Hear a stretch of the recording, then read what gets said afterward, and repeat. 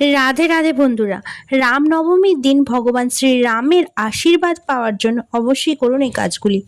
এই কাজগুলি করলে জীবনে আর্থিক উন্নতি হবে এবং তার পাশাপাশি পরিবারে নানা রকম রোগ ব্যাধি থেকে মুক্তি পাওয়া যাবে। কি সেই কাজগুলো জানবো আজকের এই ভিডিও থেকে।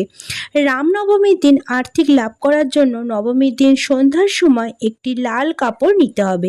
সেই লাল কাপড়ের মধ্যে 11টি গোমতী চক্র, 11টি কড়ি, 11টি লবঙ্গ এবং 11টি বাতাসা বেঁধে ভগবান শ্রীরামচন্দ্র ও মাতা সীতাকে অর্পণ করতে হবে। এরপর রাম রাম মন্ত্র যথাশক্তি জপ করতে হবে। যত বেশি জপ করতে পারবেন ততটাই ভালো। এবার রাম রক্ষা স্রোত পাঠ করবেন। এরপর বাতাসাগুলো বাচ্চাদের মধ্যে বিতরণ করে দেবেন। গোমতী চক্র ও লবঙ্গটি পুঁটলি তৈরি করে আলমারিতে লকারের ভেতর রেখে দেবেন। এই উপায়টি যেদিন করতে পারেন তাহলে আর্থিক উন্নতি করতে পারবেন। সুখ শান্তির জন্য রাম দরবারে একটি ঘিয়ের প্রদীপ জ্বালতে পারেন। এতে আপনাদের জীবনে দুঃখ কেটে যাবে এবং পরিবারে সুখ শান্তি বিরাজ করবে।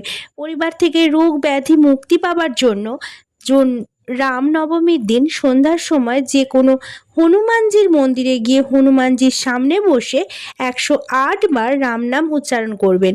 তারপর 3 বার হনুমান চালিসা পড়বেন।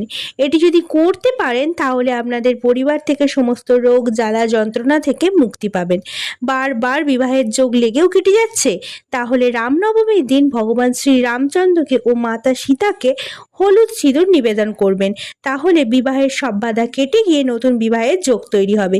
এই উপায়গুলির সাথে সাথে কিছু সতর্কতা মেনে চলতে হবে, না হলে এই উপায়গুলির কোনো ফলই পাবেন না।